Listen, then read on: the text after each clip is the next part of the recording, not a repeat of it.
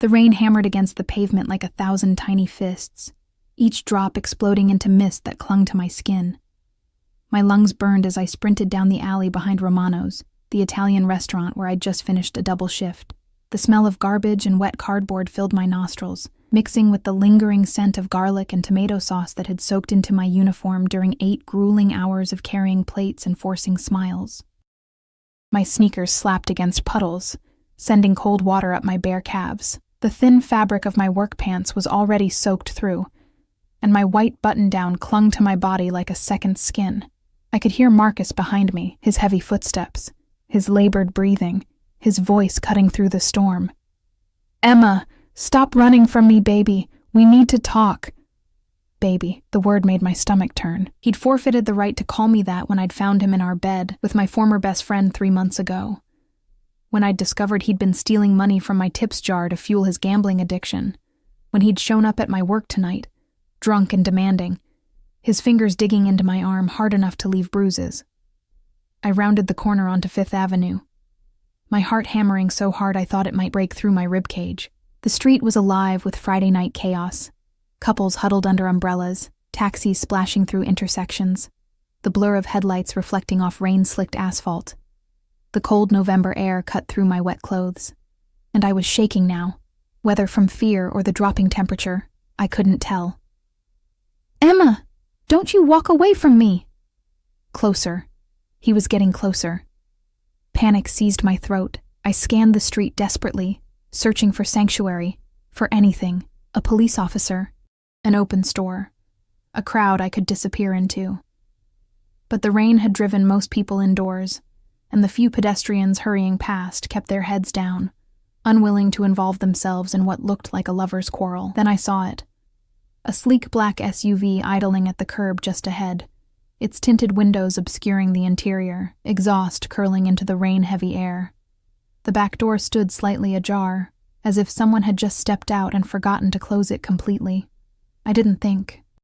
I couldn't afford to think. I yanked the door open and threw myself inside, slamming it shut behind me. The interior was warm, enveloping me like a cocoon. The scent hit me immediately. Leather, expensive cologne, and something darker.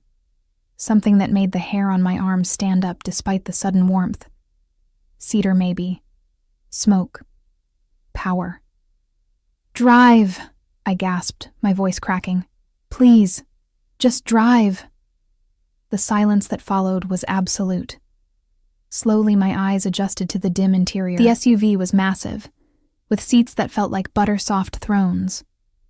Ambient lighting glowed a subtle blue along the edges of the cabin.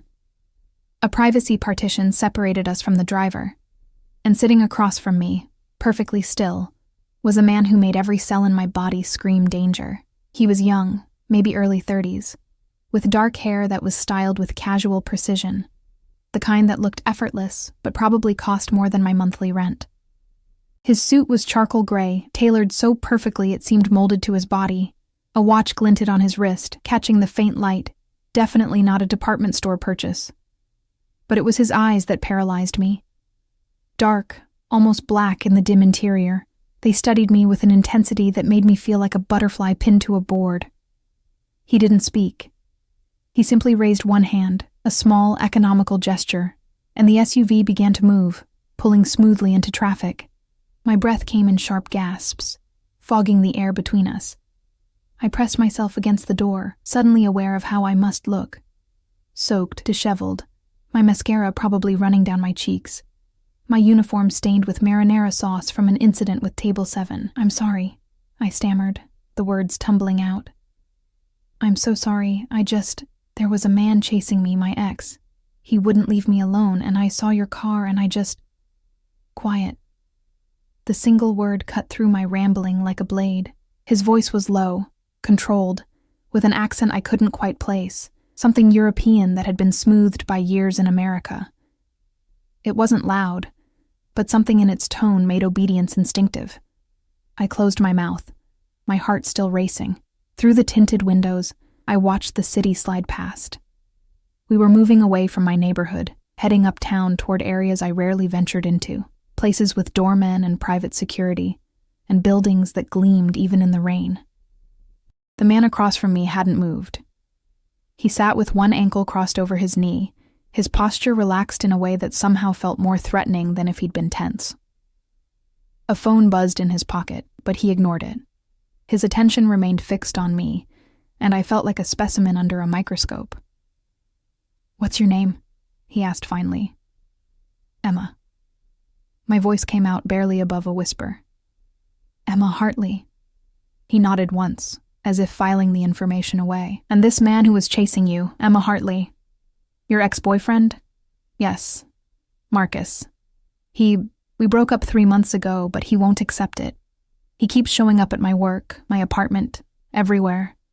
I've tried talking to him, tried getting a restraining order, but I stopped myself, suddenly aware I was pouring my pathetic life story out to a complete stranger.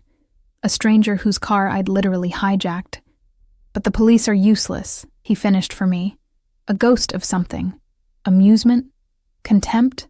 Flickering across his features. Yes. The SUV glided through an intersection, the ride so smooth I barely felt the turns. Outside, the rain continued its assault, but inside this cocoon of leather and warmth, everything felt suspended. Surreal. "You work at Romano's," he said.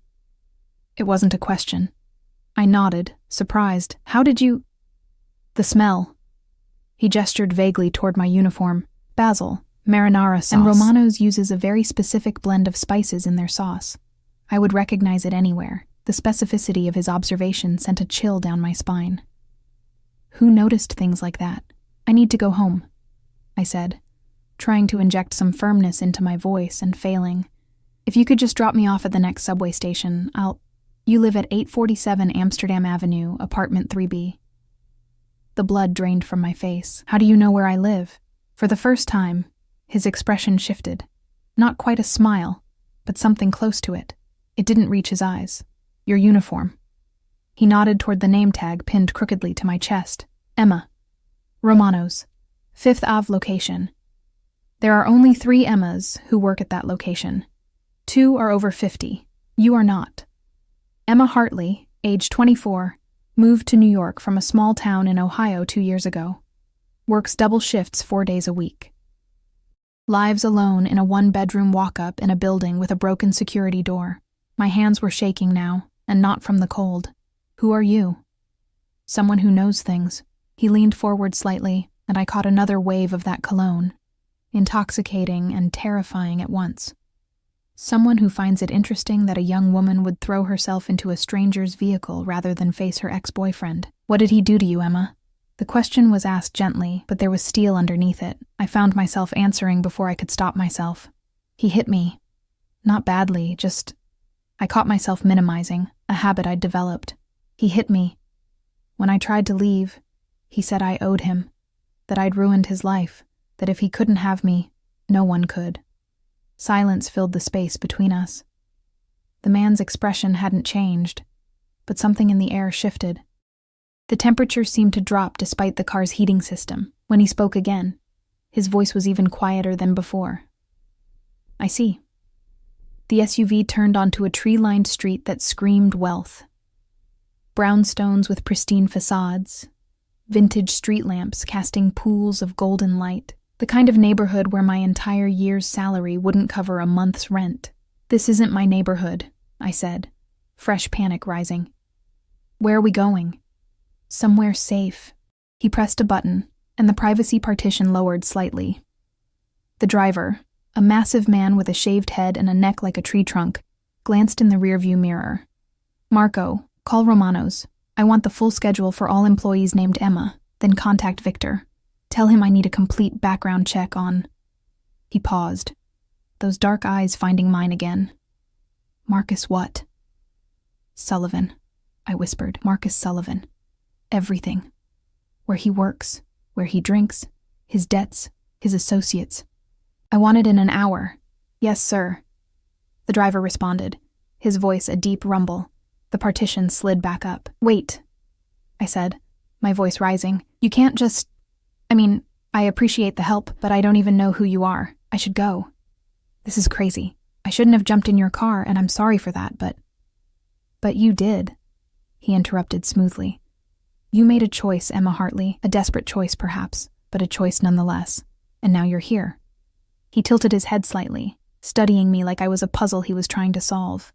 Do you know what I do for a living? Every instinct I had screamed that I didn't want to know the answer to that question. But I couldn't look away from those eyes. Couldn't do anything but shake my head. I solve problems, he said simply. Problems that the police can't or won't solve. Problems that require a certain approach. And it seems you have a problem, Emma. I don't want anyone hurt, I said quickly. I just want him to leave me alone. Something flickered in his expression.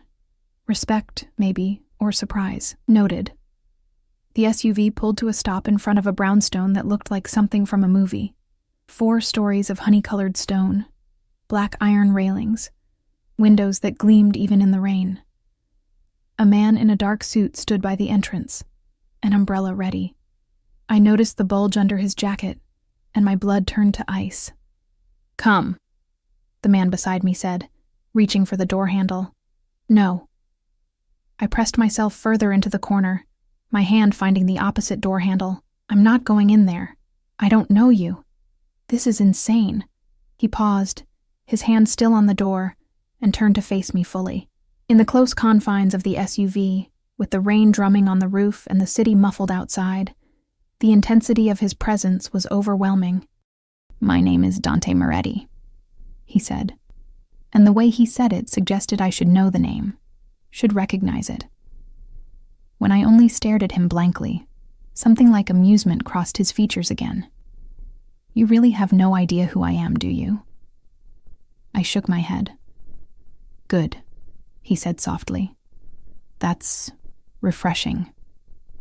He gestured toward the brownstone. I have business to attend to. You are wet, cold, and frightened. Inside, there is warmth, food, and most importantly, safety. Your ex-boyfriend does not know you are here, cannot know you are here. You will have time to think, to breathe, to decide what you want to do next. I am offering you sanctuary, Emma. Nothing more. Why?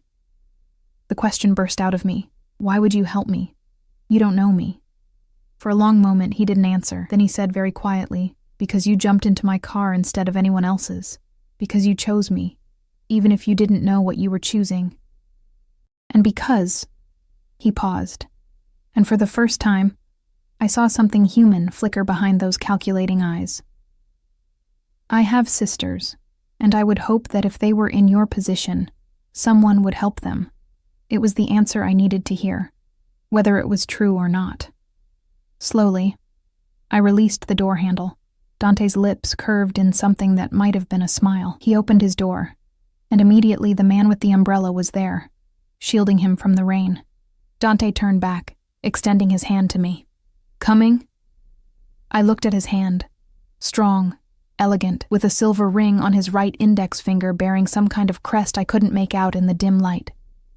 Everything in my rational brain screamed that this was a mistake, that I was trading one danger for another potentially worse one. But the alternative was going back to my apartment with its broken lock, waiting for Marcus to show up drunk and angry in the middle of the night. I took his hand. His fingers closed around mine, firm and warm, and he helped me out of the SUV. The moment my feet touched the wet pavement, 2 more men materialized from somewhere I hadn't noticed, flanking us as we walked toward the entrance. The man with the umbrella kept pace, ensuring not a single drop touched Dante while I stood there, still soaked to the bone. The front door opened before we reached it, revealing an elegant foyer with marble floors and a chandelier that probably cost more than I'd earn in my lifetime.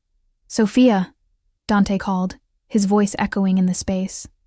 A woman appeared from a doorway to the right, middle-aged, handsome, with salt and pepper hair pulled back in a neat bun.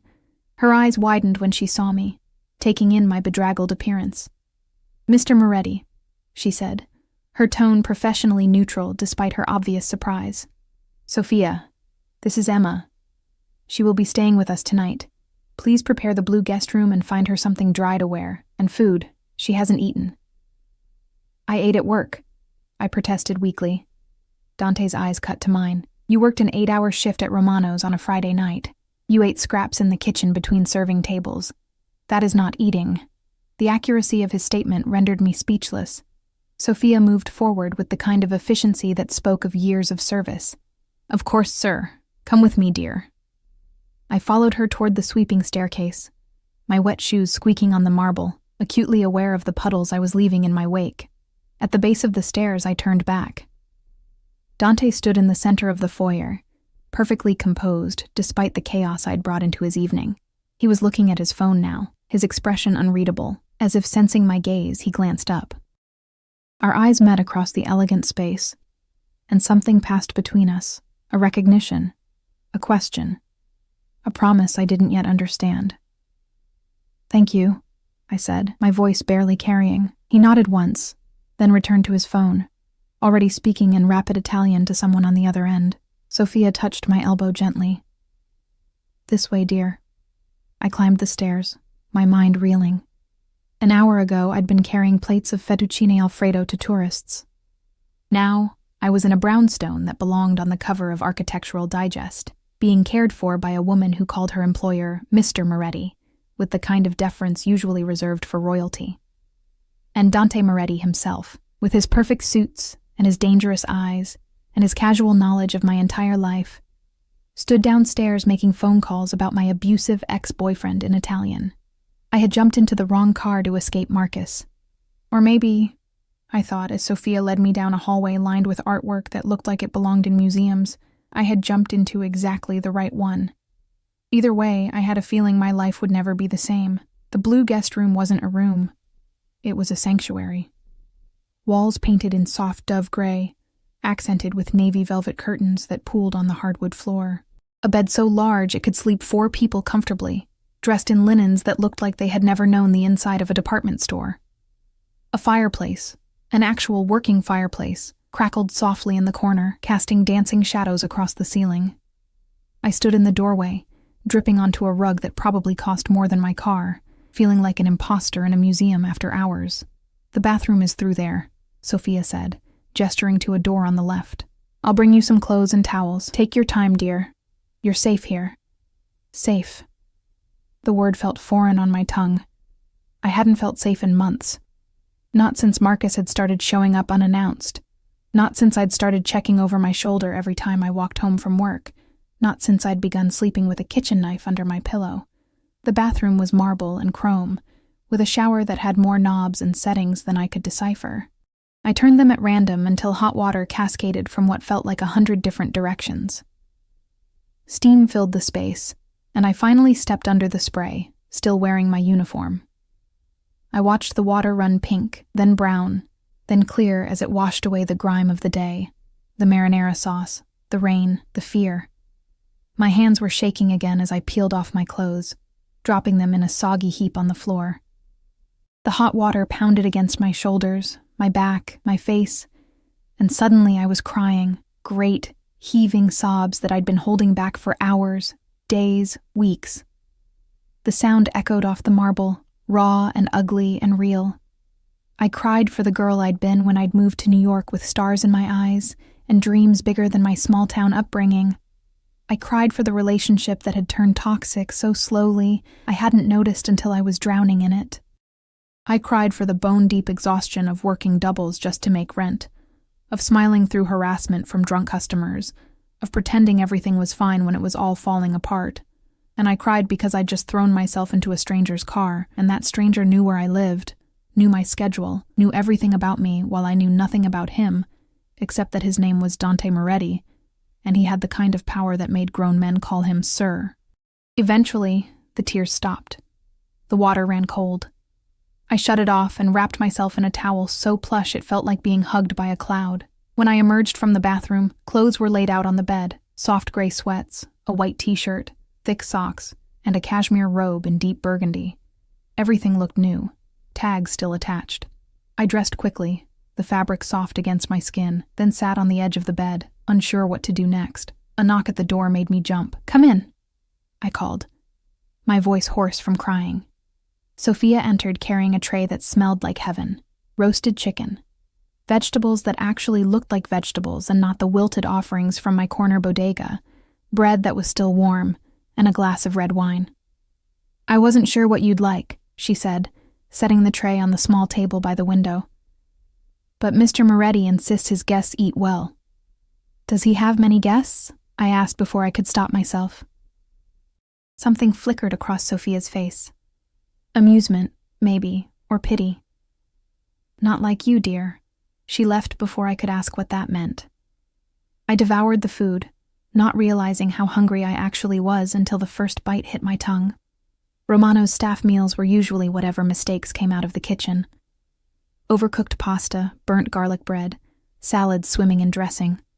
This was actual food, prepared by someone who understood that eating should be a pleasure, not just fuel. The wine was rich and complex, warming me from the inside out. I savored it slowly, looking out the window at the rain-soaked street below. A car pulled up, another black SUV, and 2 men got out, their movements precise and coordinated. They conferred briefly with the man standing guard at the entrance, then disappeared inside. What kind of person needed this much security? What kind of person had I entrusted my safety to? Another knock, firmer this time. Emma. Dante's voice, muffled through the heavy door. May I come in? My heart rate spiked. I set down the wine glass, suddenly aware of how intimate this was. Me in his house, wearing clothes he'd provided, warm and fed and vulnerable. Yes. He entered, and somehow the spacious room felt smaller with him in it. He'd removed his suit jacket, rolled up his sleeves to reveal forearms roped with lean muscle. His tie was gone, the top 2 buttons of his shirt undone. He looked less polished now, more dangerous, more real. How are you feeling? He asked. Like I'm in a dream, I answered honestly. Or maybe a nightmare. I haven't decided yet. A ghost of a smile touched his lips. Understandable.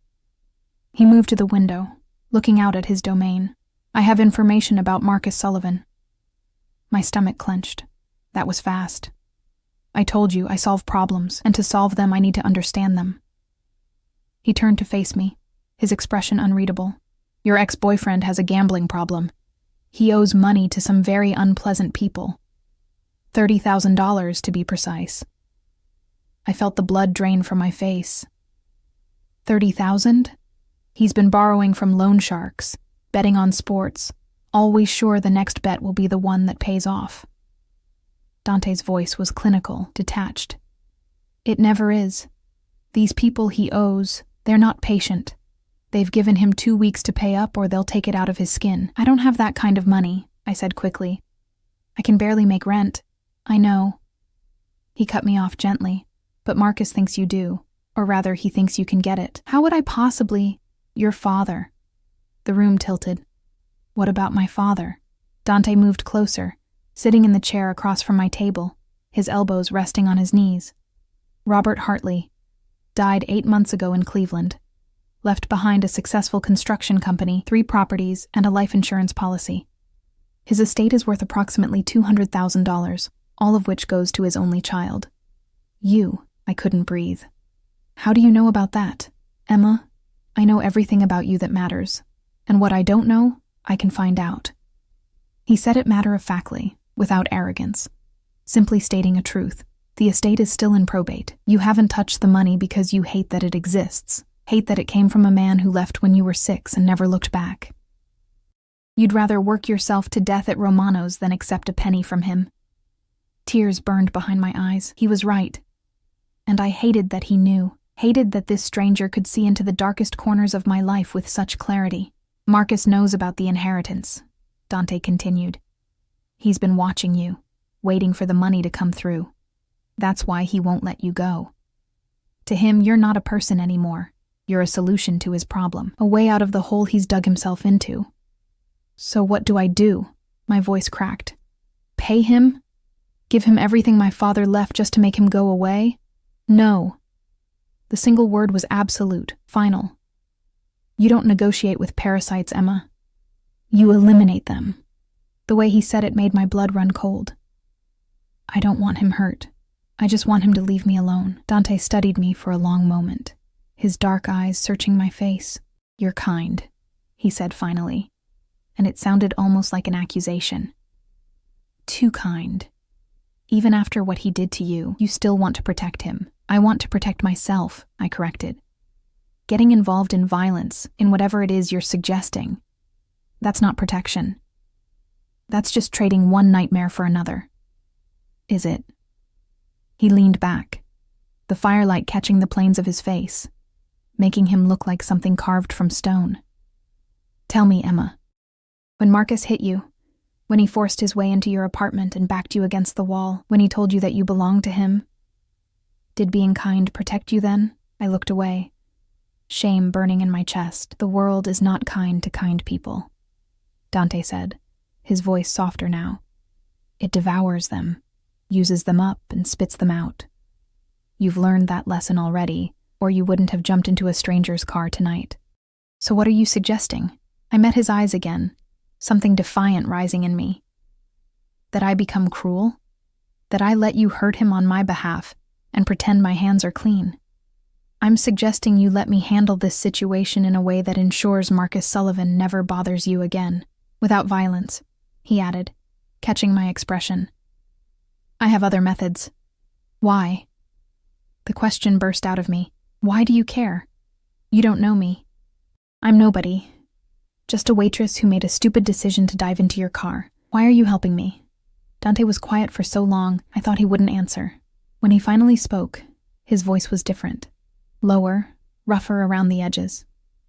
4 years ago, my youngest sister, Isabella, was dating a man, Luca. He seemed perfect, charming, successful, attentive. By the time we realized what he really was, it was almost too late. He paused, something dark crossing his features. He put her in the hospital. Broken ribs, fractured jaw, internal bleeding. She was 20 years old. My hand went to my mouth. Oh my God. Luca is no longer a problem, Dante said, and the flatness of his tone told me everything I needed to know about Luca's fate. But Isabella, she's never been the same. The physical wounds healed, but the rest? He shook his head. She doesn't trust easily anymore. Doesn't leave the house without security. Sees threats everywhere. I'm sorry, I whispered. So when you jumped into my car tonight, running from a man who has already hurt you, who will hurt you again if given the chance, he leaned forward, his eyes locking onto mine with an intensity that stole my breath. I saw my sister, and I swore that if I could help you, I would. Not for absolution, not to feel better about failing Isabella, but because you deserve better than to live in fear. The raw honesty in his words cracked something open inside me. This man, this dangerous, powerful man who probably had blood on his hands, was offering me something no one else had. Actual help, not just empty sympathy. What would you do? I asked quietly. To Marcus. I would make him understand that you are untouchable, that pursuing you, threatening you, even thinking about you carries consequences he cannot afford. I would ensure the men he owes money to get paid. Not by you, never by you, but in a way that removes you from the equation entirely, and I would make certain that if he ever comes near you again, he'll wish he hadn't. And what would that cost me? A slow smile spread across Dante's face, predatory and beautiful. Finally, the right question. He stood, moving to the fireplace, his profile sharp against the flames. The men I do business with, they trade in debts and favors. Everything has a price. Everything is a transaction. But you, Emma Hartley, he turned back to me. You intrigue me. You jumped into my car not knowing who I was, not caring about anything except escape. You're in my house now, wearing clothes I provided, and you're not trying to seduce me or manipulate me. You're not asking for money or connections or protection beyond this immediate problem. You're just honest. So what's the price? I repeated, my heart hammering. Dinner. I blinked. What? Have dinner with me, tomorrow night. Let me take you somewhere beautiful, somewhere you've never been. Let me know you as more than just a frightened girl running from her past. He moved closer, each step deliberate. If after that dinner you want to walk away, you can. I'll still handle Marcus. I'll still make sure you're safe, but you'll give me one evening. That's my price. It seemed too simple, too easy. But nothing about Dante Moretti was simple or easy. One dinner, I said slowly. And you'll make Marcus leave me alone. Forever, forever, he confirmed. And after dinner, if I want to leave, you'll let me go. No strings, no obligations. You have my word. He extended his hand. Do we have a deal, Emma? I looked at his hand, the same hand that had helped me out of the car, that probably had done terrible things I didn't want to imagine, that was now offering me salvation with a price that seemed impossibly small. I took it. His fingers wrapped around mine, warm and strong, and he pulled me to my feet. We stood there, inches apart, the fire crackling behind us, the rain still pattering against the windows. This close, I could see flecks of gold in his dark eyes, could smell that intoxicating cologne mixed with something uniquely him. Sleep well, Emma, he said softly, releasing my hand. Tomorrow, everything changes. He left, closing the door quietly behind him, and I stood alone in that beautiful blue room, wondering what I'd just agreed to, wondering what tomorrow would bring, wondering if I'd just made a deal with the devil himself, and if so, why part of me didn't care. I didn't sleep well. The bed was too soft, the room too quiet, my mind too loud. Every time I closed my eyes, I saw Marcus's face, rage-twisted and desperate, then Dante's face, calm and calculating. Those dark eyes that seemed to see straight through me. I kept reaching for my phone to check the time, then remembering I'd left it in my locker at Romano's, afraid Marcus might use it to track me. At some point near dawn, I finally drifted off, only to wake to sunlight streaming through the gauzy curtains and the smell of fresh coffee. A note had been slipped under my door while I slept. Good morning, Emma.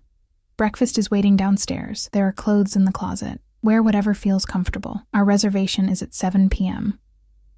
D. The handwriting was precise, elegant, the kind that suggested expensive private schools and etiquette classes I could only imagine. I found the closet, which was more of a small room, and froze. It was full of women's clothing, all in my size, all with tags still attached, jeans, blouses, dresses ranging from casual to formal, shoes arranged on built-in shelves, a rainbow of options, each piece clearly expensive, clearly chosen with care. How had he known my size? When had he arranged this?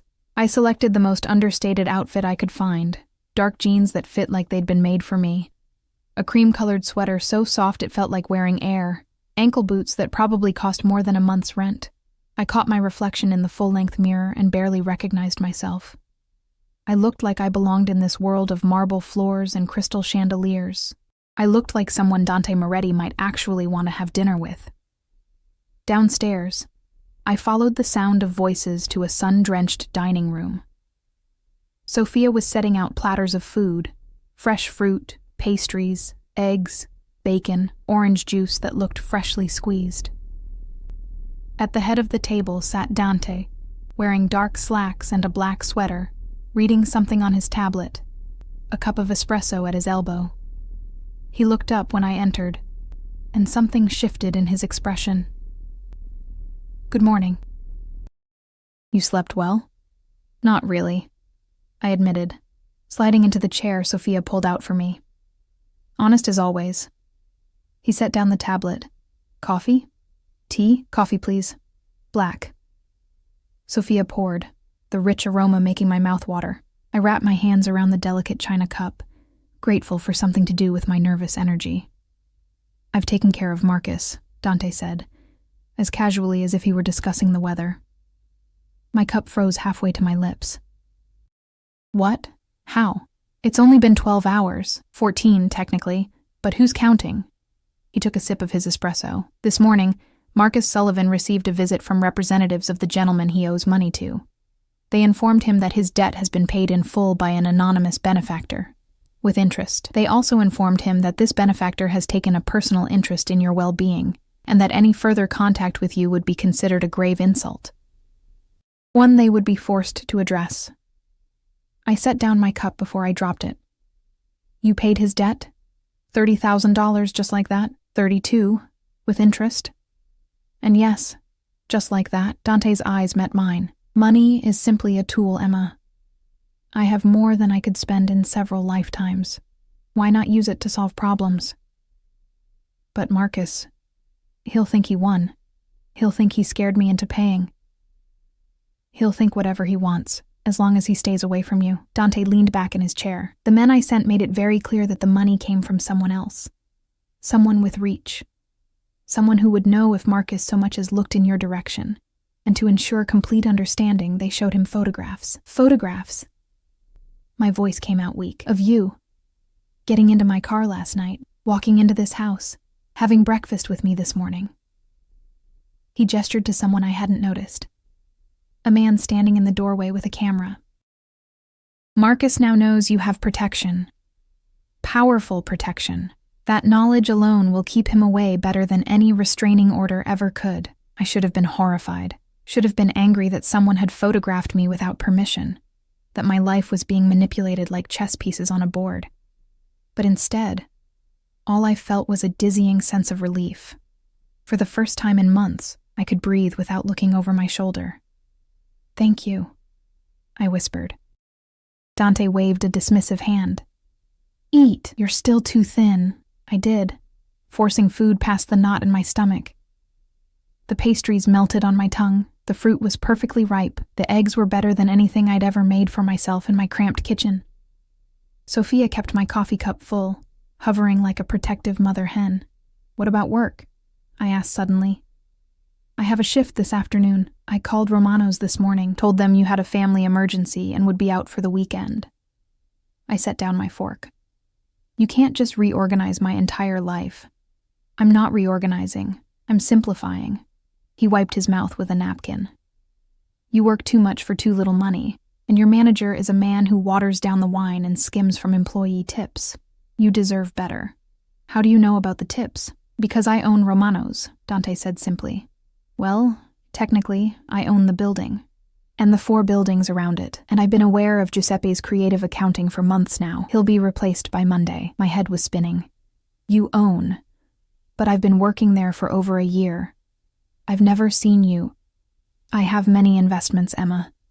I can't personally oversee them all, but when something catches my attention... His eyes locked on mine. I pay very close attention. The implication hung in the air between us. I'd caught his attention. Somehow I'd become something he was paying very close attention to. Our reservation is at 7 p.m., he continued, changing the subject smoothly. We'll leave at 6:30. The drive takes 20 minutes. Where are we going?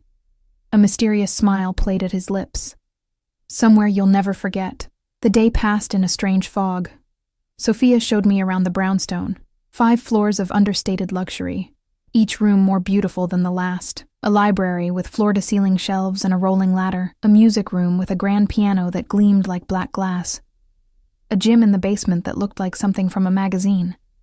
And everywhere, men in dark suits, positioned strategically, always watching. Mr. Moretti takes his security seriously, Sophia said, when she caught me staring at one of the guards. Why does he need so much security? She gave me a look that said I was being deliberately naive. Mr. Moretti is a very important man. Important men have enemies. What kind of important? But Sophia just smiled and changed the subject. At 5 p.m., she ushered me back to the blue room where 3 dresses had been laid out on the bed. One black and elegant, one deep red and daring, one midnight blue that shimmered when it caught the light. Mr. Moretti thought you might like options, Sophia said, though personally, I think the blue would be stunning on you. I chose the blue, unable to resist the way the fabric felt against my skin, cool and fluid, like wearing water. It had a high neckline and long sleeves, but the back dipped low, exposing skin I usually kept covered. The hem fell to mid-thigh, shorter than I normally wore, but not indecent. Sophia helped with my hair, pinning it up in a way that looked effortlessly elegant, with soft tendrils framing my face. Makeup followed, subtle but transformative. I stared at my reflection and saw a woman I didn't recognize. Sophisticated, beautiful, confident. A stranger. At precisely 6:30, there was a knock at my door. I opened it to find Dante in a black suit that probably cost more than my car. A crisp white shirt, no tie. He looked devastating, and from the way his eyes widened fractionally when he saw me, I knew the feeling was mutual. You look... He paused, seeming to search for the right word. Breathtaking. Heat crept up my neck. Thank you. You clean up pretty well yourself. His lips curved. Shall we? He offered his arm, and after a moment's hesitation, I took it. We descended the stairs together, Sophia watching from the landing with an expression I couldn't read. In the foyer, Marco waited with another man I didn't recognize, both wearing earpieces and expressions of professional alertness. Marco will drive, Dante said. Alessandro will follow in the second vehicle. You need 2 cars for a dinner date? I need to ensure you're safe. That requires preparation. The way he said it, you're safe, not we're safe, made something flutter in my chest. The SUV was already running, warm despite the cold November night. Dante handed me in, then slid beside me with the kind of grace that spoke of years of practice. As we pulled away from the brownstone, I watched the second SUV fall into position behind us. You never told me what you do, I said, as we glided through traffic. What kind of business requires this much security? Dante was quiet for a long moment, his profile sharp against the passing lights of the city. Import-export, primarily. Shipping, real estate, investments. My family has been in business for 4 generations. That's a very diplomatic answer that tells me absolutely nothing. He turned to look at me, amusement dancing in his dark eyes. What do you want me to say, Emma? That I'm a dangerous man? That I operate in the shadows where laws are suggestions rather than rules? That the people who work for me would kill for me, and have? My breath caught. Is that true? Would it change anything if it were? He reached across the space between us, his fingers grazing my jaw, tilting my face toward him. You're here, in my car, wearing a dress I bought you, going to dinner at a restaurant where I'm known. You made your choice last night when you threw open that door and climbed inside. The question is, can you live with that choice? I should have been terrified. Should have demanded he turn the car around, should have run screaming back to my ordinary life with my ordinary problems. But as I sat there, his fingers warm against my skin, his eyes seeing everything I tried to hide, I realized something that should have scared me more than anything else. I didn't want to run. I can live with it, I whispered. His smile was slow, satisfied, predatory. Good. The restaurant was called Cielo, tucked away on a street I'd never heard of, behind an unmarked door that looked like it led to a warehouse. But when Dante helped me out of the SUV and guided me inside, I stepped into another world entirely. The entire space was enclosed in glass, offering a 360-degree view of the Manhattan skyline. Chandeliers hung like frozen fireworks from the ceiling. Each table was an island of candlelight and intimacy. Mr. Moretti, the maitre d' greeted us, his face transforming with genuine warmth. Your table is ready. We were led to a private alcove overlooking Central Park, the city spread out below us like a jeweled tapestry. Dante pulled out my chair himself, his hand lingering on my shoulder for just a moment before he took his own seat. This is incredible, I breathed, unable to look away from the view. I thought you'd appreciate it. He signaled a waiter, who appeared instantly with champagne. To new beginnings. We clinked glasses, and I took a sip, the bubbles dancing on my tongue. The champagne was perfect, the view was perfect, the man across from me was perfect in a dangerous, unsettling way.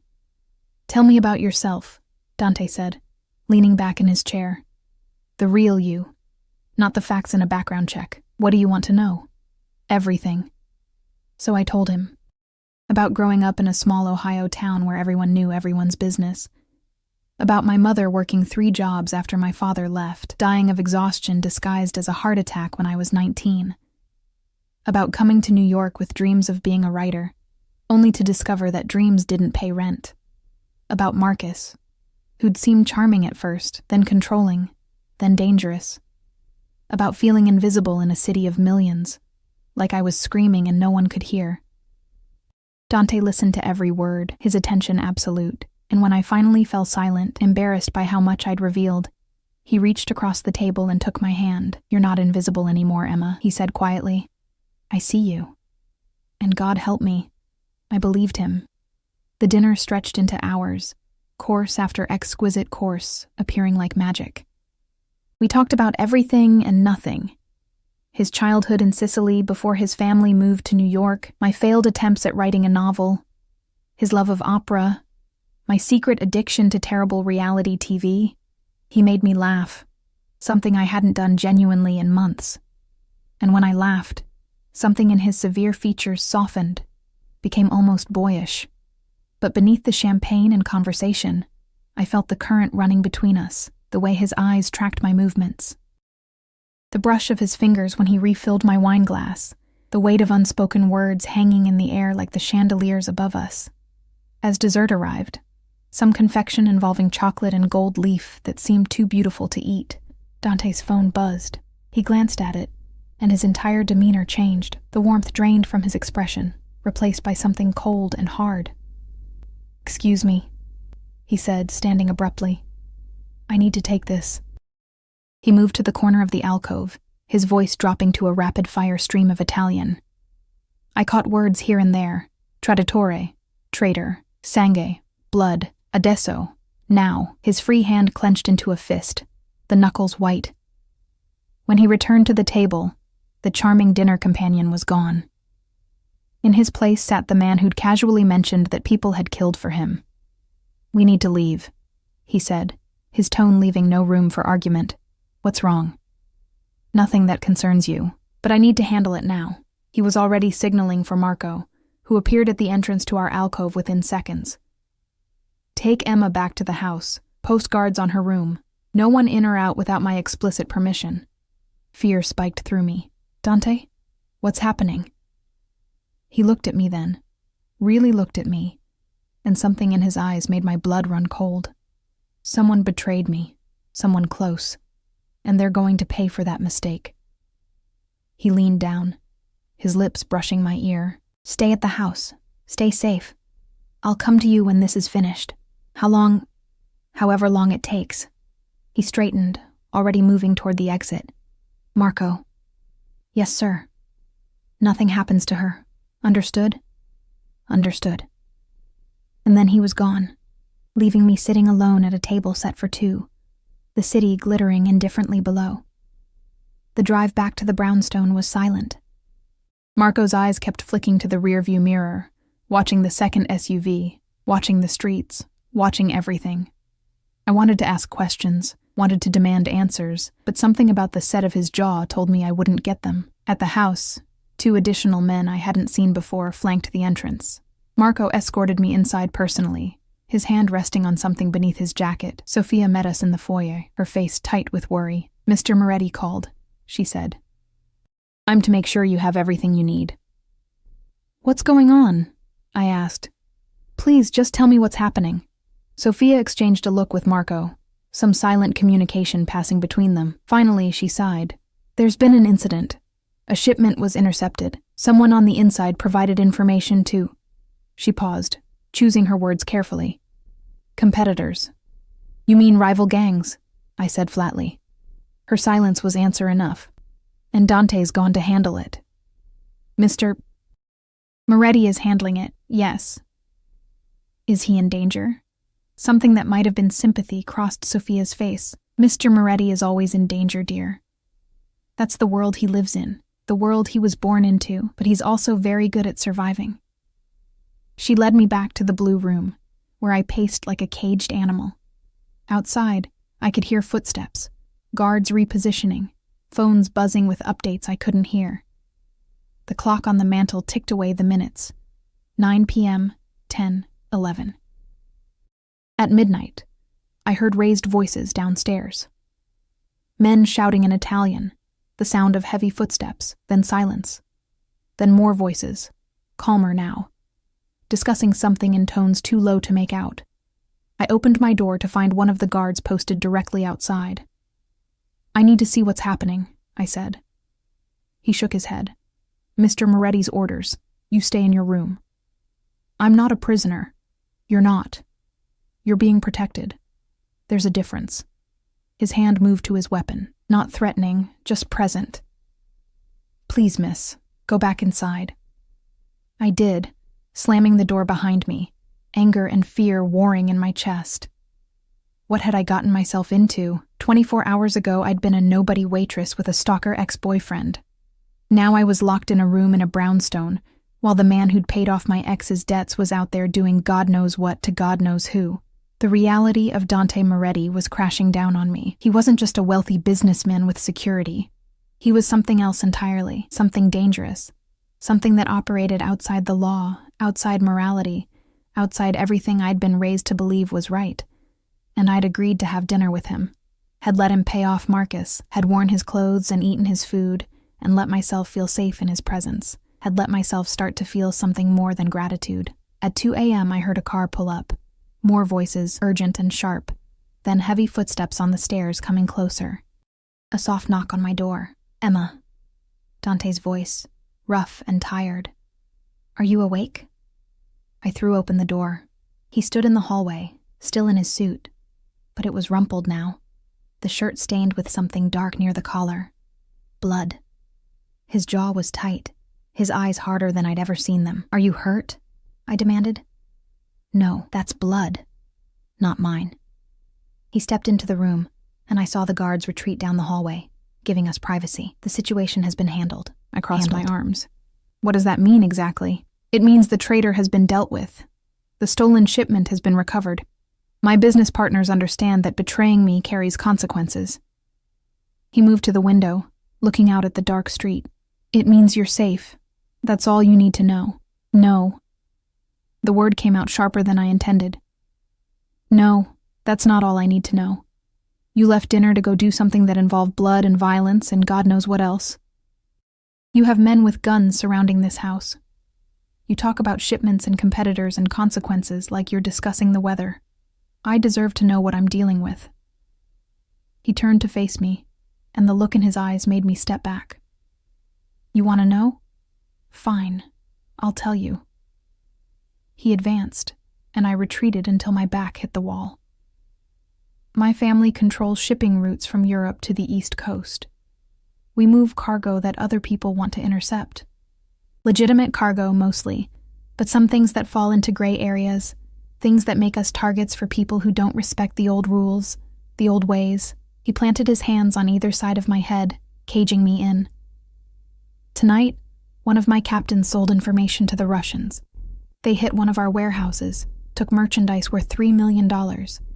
They thought we were weak, that we'd negotiate, that we'd let it slide. And you didn't, I whispered. I don't negotiate with thieves and traitors, Emma. I make examples of them, so the captain who betrayed me, he's gone. The Russians who took what's mine, they've been sent a message they won't forget. And the merchandise has been returned, along with interest. His face was inches from mine now. That's who I am. That's what I do. If you can't handle that reality, tell me now, and I'll have Marco drive you anywhere you want to go. No hard feelings, no obligations. My heart was hammering so hard I could feel it in my throat. I should have been horrified, should have demanded to leave immediately, should have run as far and as fast as I could from this man and his world of violence and blood, but I didn't. I'm not going anywhere, I said, my voice steady, despite the fear coursing through me. Something shifted in his expression. Surprise, maybe, or satisfaction. Why? Because for the first time in my life, someone sees me as worth protecting, worth avenging, worth... I stopped, the words catching in my throat. Worth what? His voice was barely above a whisper. Worth everything, I finished. The distance between us evaporated. His lips crashed against mine, and I tasted wine and danger and something darker. My hands fisted in his shirt, the one stained with someone else's blood, and pulled him closer. He groaned against my mouth, one hand sliding into my hair, the other gripping my waist hard enough to bruise. This wasn't the gentle kiss of a first date. This was possession, claiming. A declaration of ownership that should have terrified me but instead set my blood on fire. When we finally broke apart, both breathing hard, he rested his forehead against mine. You're playing with fire, Emma Hartley. Maybe I want to get burned. He pulled back just enough to look into my eyes. I can't offer you normal. I can't offer you safe. My world. It's violence and paranoia and enemies around every corner. If you stay with me, you'll always be a target. always be looking over your shoulder, always wondering if the next phone call will be the one telling you I'm not coming home, and if I leave? His jaw clenched. Then I'll let you go. I'll make sure you're protected from afar, that Marcus never bothers you again, that you can live whatever life you choose. But I won't contact you, won't insert myself into your world. You'll be free, free. The word should have sounded appealing. Instead, it sounded like a prison sentence. What if I don't want to be free? I asked. What if I want this? Want you? Even knowing what you are, what you do? Then you're either incredibly brave or incredibly foolish. But he smiled when he said it, and the expression transformed his severe features into something almost beautiful. Probably both. Definitely both, I agreed. He kissed me again, softer this time, almost reverent. When he pulled back, he brushed a strand of hair from my face with surprising gentleness. Sleep, he said. Tomorrow, we talk about what this means, what happens next. But tonight, you need rest. Where will you be? Handling the aftermath, making calls, ensuring this doesn't happen again. He moved toward the door, then paused. Emma? Yes. Thank you. For what? For not running. He looked back at me, and in that moment, I saw past the dangerous mobster to the man underneath, the one who'd lost his sister to violence, the one who carried the weight of an empire on his shoulders, the one who'd just given me an out and seemed relieved I hadn't taken it. For choosing to stay, then he was gone, the door closing softly behind him. I stood alone in the blue room, my lips still tingling from his kiss, my mind reeling from everything that had happened. Outside, I could hear the guards resuming their positions, the house settling into watchful silence. I'd jumped into the wrong car to escape one dangerous man and found myself falling for someone infinitely more dangerous. But as I climbed into bed, still wearing the blue dress that had somehow survived the evening, I realized I didn't regret it.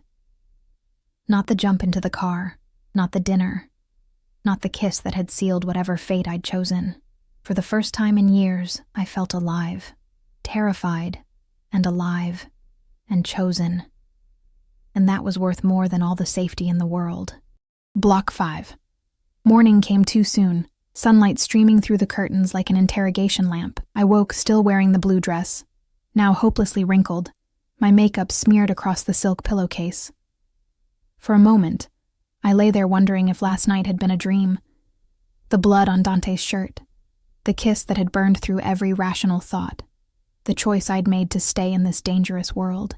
Then, I heard voices downstairs, sharp and urgent, and knew it had all been terrifyingly real. I showered quickly, washing away the remnants of last night, and dressed in jeans and a sweater from the magical closet. When I emerged, Sophia was waiting in the hallway, her expression grave. Mr. Moretti would like to see you in his study, she said. He's been up all night. The study was on the 3rd floor, a room I hadn't seen during yesterday's tour. Dark wood paneling, floor-to-ceiling bookshelves, a massive desk that looked like it had witnessed decades of decisions. Dante stood by the window, phone pressed to his ear, speaking in rapid Italian. He looked exhausted, shadows under his eyes, his shirt from last night now stained and rumpled, jaw dark with stubble. But when he saw me, something in his expression softened. He finished his call and set the phone down. Emma, good morning. Is it? I gestured at his appearance. You look like you haven't slept. I haven't. There was much to handle. He moved to a sidebar and poured 2 cups of coffee from a silver carafe. Cream, sugar. Black, remember? A ghost of a smile. I remember everything about you. He handed me the cup, our fingers brushing. Even that simple touch sent electricity through me. We stood there, close enough to kiss again, the morning light painting him in shades of gold and shadow. We need to talk, he said finally. About what happens now. I'm listening. He gestured to a leather sofa near the fireplace, and we sat, the space between us somehow both too much and not enough. Last night changed things, not just the attack on my warehouse. That's business, it will be handled. But you, us. He set down his coffee cup. I told you that you could walk away. That offer still stands. But if you choose to stay, you need to understand what that means. Tell me. It means you become part of my world, completely. You'll live here, under my protection. You'll have guards wherever you go. Your movements will be monitored, not to control you, but to keep you safe. My enemies will see you as leverage, a way to hurt me. There will be threats, attempts, danger that most people never have to think about. I absorbed this, the reality of what he was describing. And in return, you'll want for nothing. Money, comfort, security. Anything you desire, I'll provide. You'll never work another double shift at Romano's. Never worry about rent or bills or making ends meet. He paused. And you'll have me. All of me. My protection, my resources, my loyalty, my heart, if you want it. My breath caught. Your heart. He leaned forward, elbows on his knees, his eyes locked on mine with devastating intensity. I don't do things halfway, Emma. When I commit to something, I'm all in, and last night, when I kissed you, when you kissed me back, I made a decision. You're mine now. Mine to protect. Mine to care for. Mine to... He stopped, jaw clenching. Mine. The possessiveness in his voice should have set off alarm bells, should have reminded me of Marcus and his claims of ownership, his demands for control, but this was different. Dante wasn't trying to diminish me. He was offering to elevate me, to pull me into his orbit and hold me there, safe and cherished and seen. And if I want something else? I asked quietly. If I want to keep working, to maintain some independence, to have a life outside of being yours? His expression darkened. Then we'll have a problem, because I can't protect you if you're wandering around the city alone, serving tables to strangers, putting yourself at risk. My enemies don't play fair, Emma. They'll use any weakness, any opening. And you, his hand cupped my face, thumb stroking my cheek. You would be my greatest weakness, so I'd be a prisoner, a beautiful, well-cared-for prisoner. No. The word was fierce. A prisoner has no choice. You have a choice. Stay and accept the life I'm offering, the protection, the luxury, the devotion. Or leave, and I'll ensure you're safe from afar, but we'll never see each other again. Choose, Emma. I stood, moving to the window, looking out at the tree-lined street below. A black SUV sat at the curb, 2 men visible inside, always watching, always ready. Was this the life I wanted? To be constantly guarded, constantly aware of threats I'd never had to think about before? But then, I thought about my old life, the cramped apartment with its broken lock, the exhaustion that lived in my bones from working endless shifts, the loneliness of being invisible in a city of millions, the terror of knowing Marcus could show up at any moment, angry and drunk and dangerous. Dante was offering me an escape from all of that, a life I'd never dared to dream of. And yes, it came with its own dangers, its own constraints, but at least they were golden chains, worn willingly, held by someone who'd proven, in just 2 days, that he would move heaven and earth to keep me safe. I want to finish my novel, I said, still looking out the window. Silence behind me.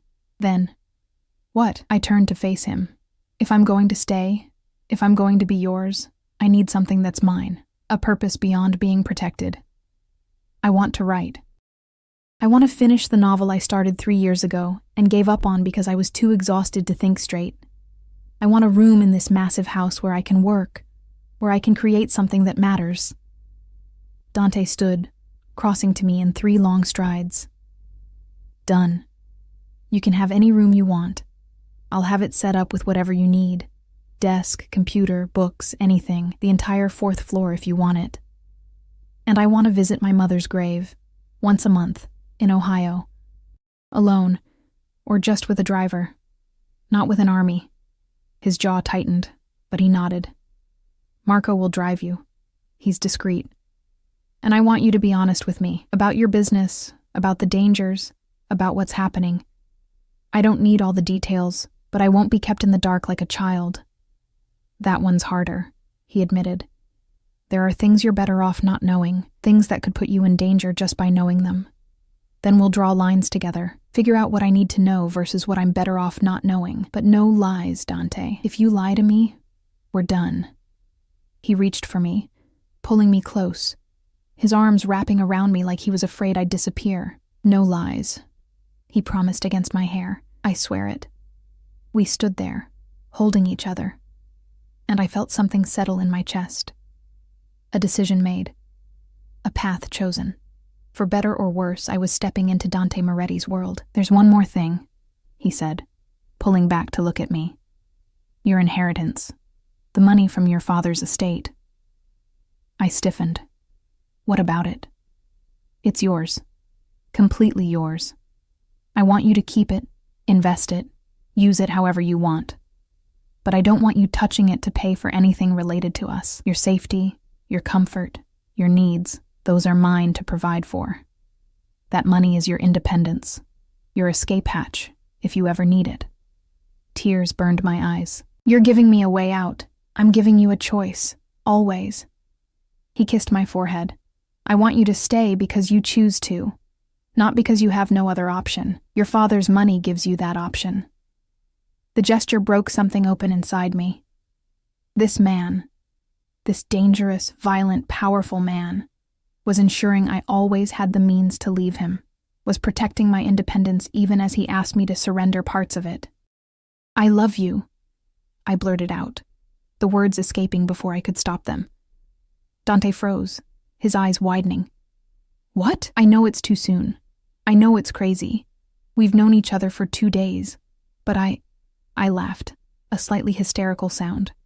I jumped into your car to escape one danger and found something so much more dangerous, and I don't care. I love you. He kissed me then, deep and thorough, pouring everything he couldn't say into the press of lips and tongue. When he finally pulled back, his voice was rough. Ti amo, Emma Hartley.